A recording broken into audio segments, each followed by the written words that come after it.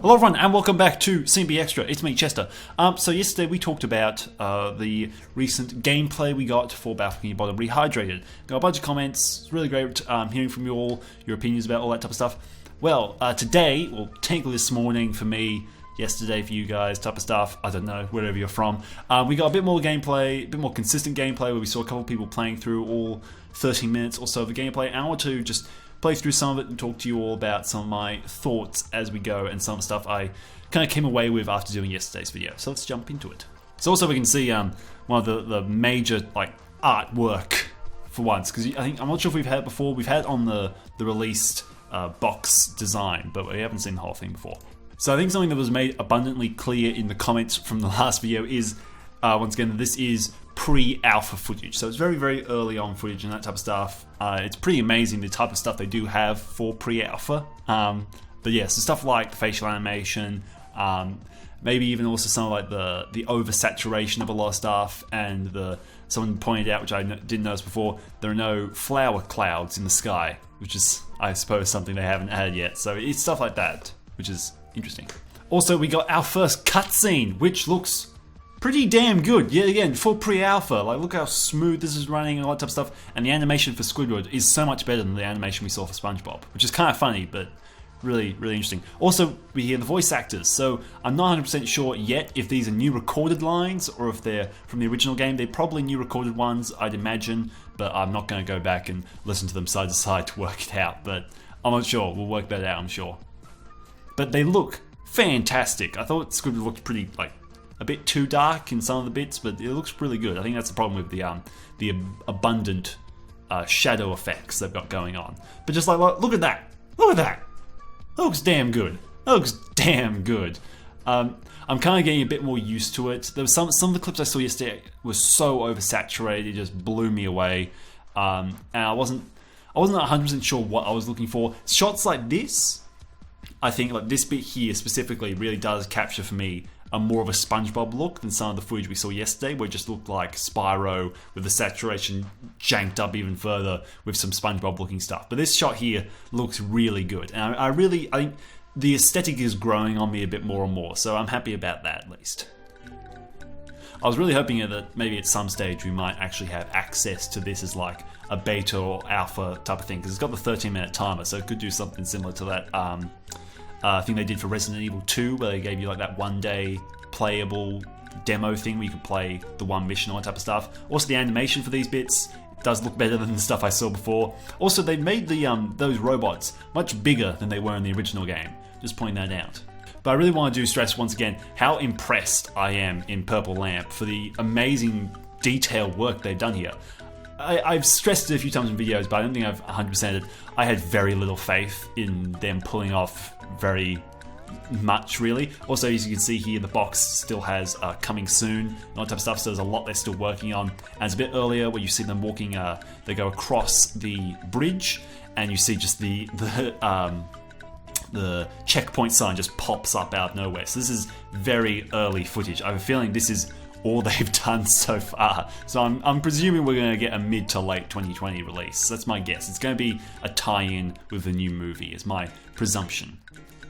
But they also talked before, during the video, the very long live stream, about the team working with it, and they had, because if you remember, the original game was made by Heavy Iron Studios, and so they had a lot of love for SpongeBob, so a lot of that came through with the game. This one, it's made clear that Purple Lamp isn't, at least some of the management, isn't as quite aware of SpongeBob. Like one of them was talking about how he had never watched it before, and so when going into it, he had watched through like a bunch of the show and all that type of stuff. But apparently they've had a lot of communication with Nickelodeon, so Nickelodeon telling them how stuff looks, all this type of stuff, and I think that kind of got rid of quite a few of my worries about like references and that type of stuff. It appears they're still getting a lot of that type of stuff from Nickelodeon. It would have been great to see them get that type of stuff from, say, Heavy Iron, but as I've stressed before, probably no one works at Heavy Iron who worked on the SpongeBob games type of stuff. So at least there's not going to be that much people there who really care that much about SpongeBob. Most likely. I mean, they may all still be there and they may love it. I doubt it though. But yeah, it's interesting though. I will point out again though, I wasn't really expecting SpongeBob to have grass like this. It's quite surprising. Also, someone pointed out I called the stuff on the ground the goo. I called it water before, but can I point out that is some very watery looking goo. Like it's moving very fluidly and it's very blue. Just going to point that out. Also, the something else I noticed is they have extremely pumped up the amount of bubbles. There are so many bubbles. Like you break a crate and there's boom, all this type of stuff, which is just going to be other stuff we'll get used to. But I do want to point out though how similar this does look to the Crash Bandicoot and Spyro remake. Just even like the wood effects and all that type of stuff. They've clearly taken quite a bit of inspiration from that type of stuff.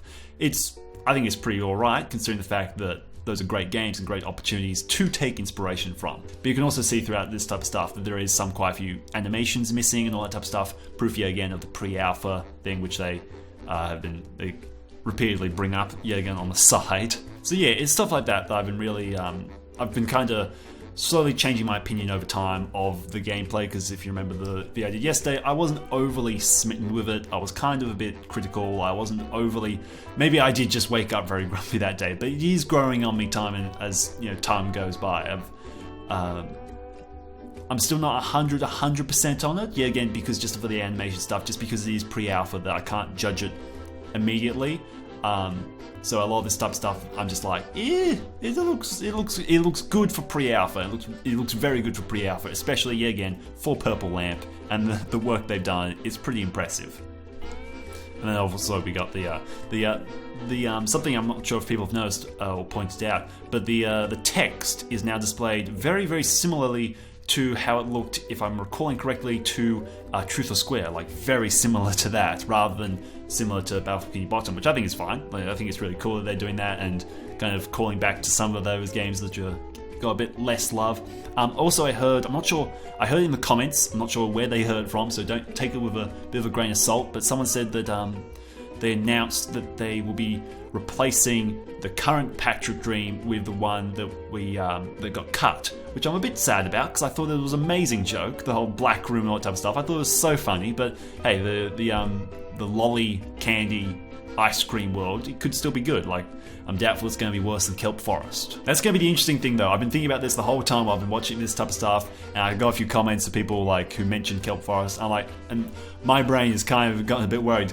How the hell is Kelp Forest going to look better / look brighter and easier to find stuff with this level of shading and this level of like darkness and light type of stuff? Like, they're gonna have to boost the light up in Kelp Forest because the darkness of the shadows here are so much darker than in the original game. So that Kelp Forest is either gonna look black or they're gonna have to like set it in afternoon or something like that, because it's gonna be impossible to see anything.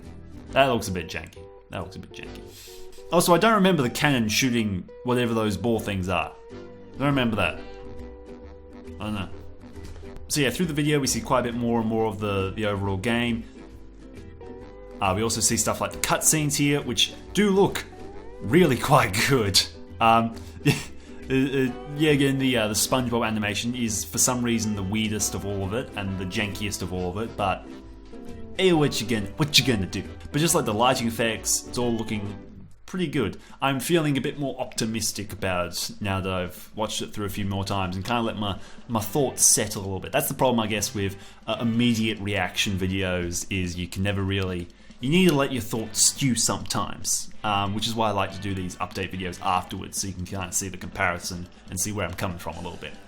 So yeah, those are my kind of more current thoughts of Bikini Bottom, the Rehydrated. I'm going to be appearing on a live stream with Riders DX pretty soon, I believe on the weekend, Saturday sometime, to probably talk about this a bit further, so come along to that if you are wanting to chat a bit more there and maybe chat actively with the two of us. And then we'll probably be doing a video soon with Riders about this and all that type of stuff. So, a lot of fun stuff coming up. I'll see you all in the next video. Bye-bye.